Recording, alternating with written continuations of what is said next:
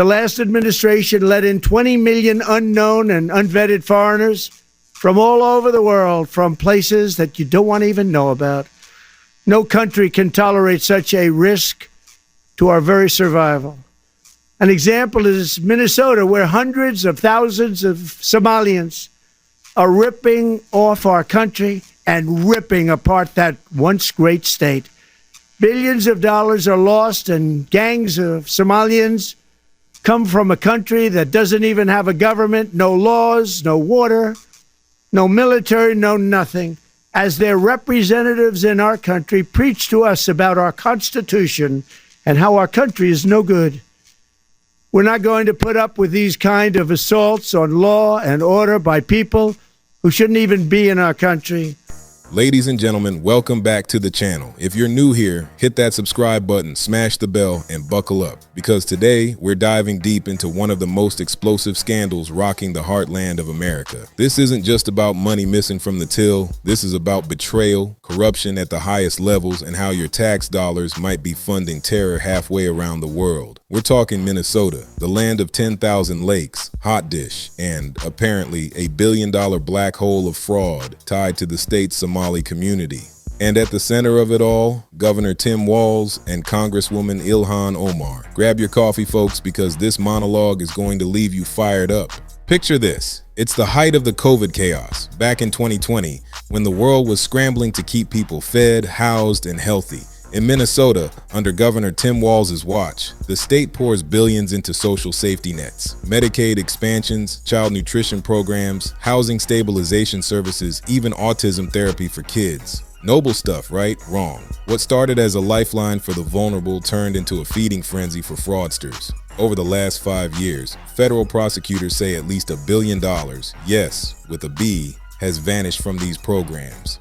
That's more than the entire annual budget for Minnesota's Department of Corrections. And who got caught with their hands in the cookie jar? Scores of individuals from the Somali diaspora, Minnesota's largest such community, setting up ghost companies that billed the state for services that never happened. Fake meals for phantom kids. Bogus therapy sessions for invented patients. Empty apartments billed as stabilized housing. The money laundered through luxury cars, Dubai real estate, and suitcases of cash wired overseas. Let's break it down, because the numbers are jaw-dropping. Take the Feeding Our Future scandal, the granddaddy of them all. This was supposed to be a federal child nutrition program, funneled through Minnesota nonprofits to feed low-income kids during the pandemic.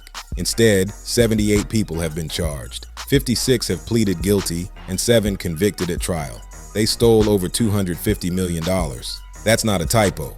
$250 million in fake invoices for meals that were never served. The ringleaders, mostly from the Somali community, wiring funds to Kenya, China, and yes, Somalia itself.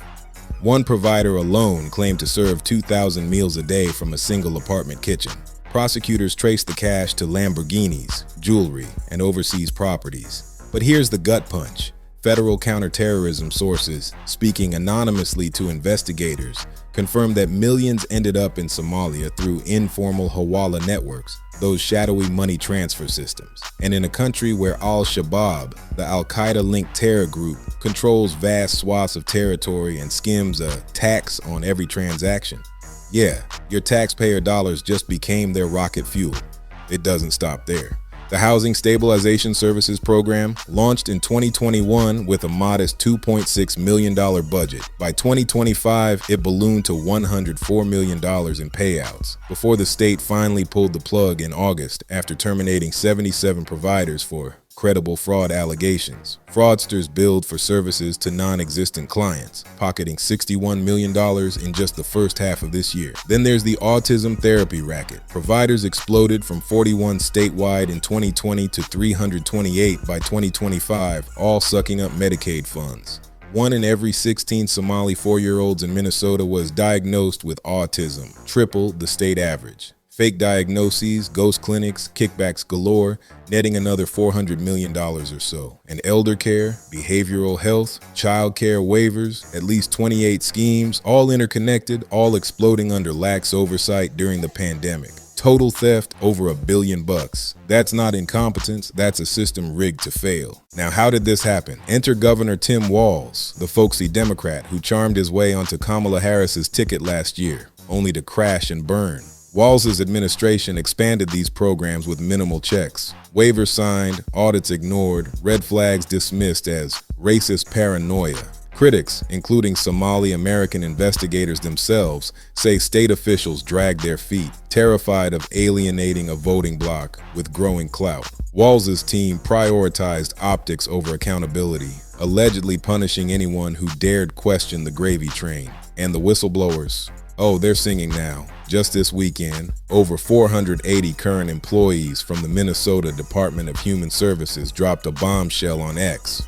Tim Walz is 100% responsible for massive fraud in Minnesota.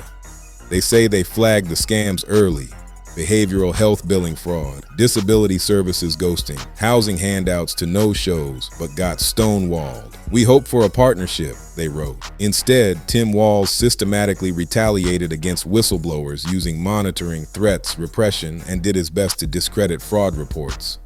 He even gutted the office of the legislative auditor, letting agencies thumb their noses at audits. One former fraud investigator, Kaysay Magan, a Somali American who worked in the Attorney General's office, nailed it. We must grapple with something uncomfortable and true. Nearly all of the defendants are from my community. But Walz, he cried racism and kept the checks flowing. And let's not forget Ilhan Omar, the firebrand congresswoman from Minnesota's 5th District, the heart of the Somali enclave in Minneapolis. Born in Somalia, Omar's rise from refugee to squad superstar has been fueled by that very community. But connections? They're tangled.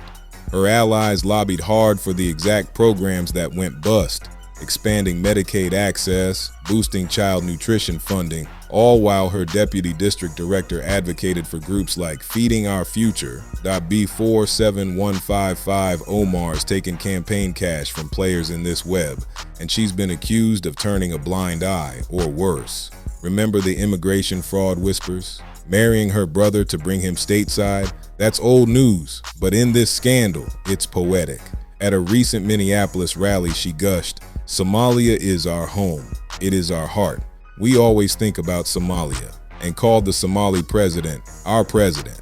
While American kids went hungry, while Minnesota taxpayers footed the bill for Al-Shabaab's hit list, Omar's defended the community, saying, "We do not blame the lawlessness of an individual on a whole community." Fair enough. But when your network's knee-deep in the schemes and the money's flowing back to the motherland, it stinks.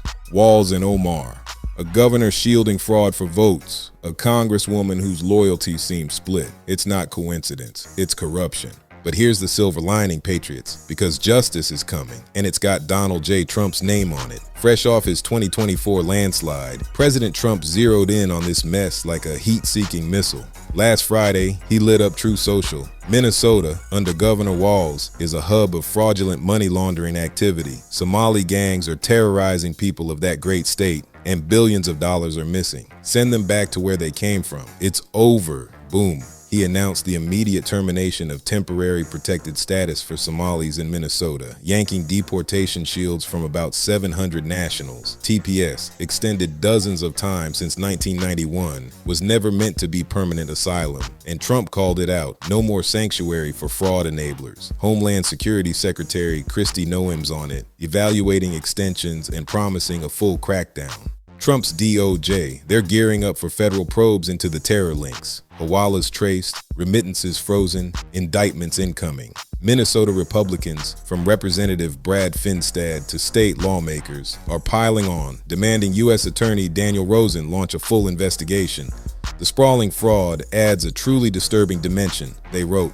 And with whistleblowers flooding the zone, Walz's house of cards is crumbling. Trump even torched him on Thanksgiving. The seriously retarded governor of Minnesota does nothing. Harsh, sure, deserved, you bet. Folks, this isn't just a Minnesota problem. It's a wake-up call for America. How many blue states are bleeding cash to overseas terror because politicians like Walz and Omar put votes over vigilance? How long do we let diversity become a shield for deceit? The Somali community, 80,000 strong in the Twin Cities, has built businesses, families, a vibrant culture. But a rotten core of scammers, protected by polls chasing ballots, has poisoned the well. It's time to drain it, prosecute the guilty, deport the threats, and hold leaders accountable. Tim Walz, facing a 2026 re-election bloodbath, with his own employees turning state's evidence. Ilhan Omar, her dual loyalties are under the microscope. And Trump, he's swinging the hammer. That's the truth, unfiltered and raw. If this fired you up, drop a like, share this with every patriot you know, and comment below, should Walz resign? Is Omar next? We'll be watching this unfold. Stay tuned. God bless you, God bless Minnesota, and God bless the United States of America. See you next time.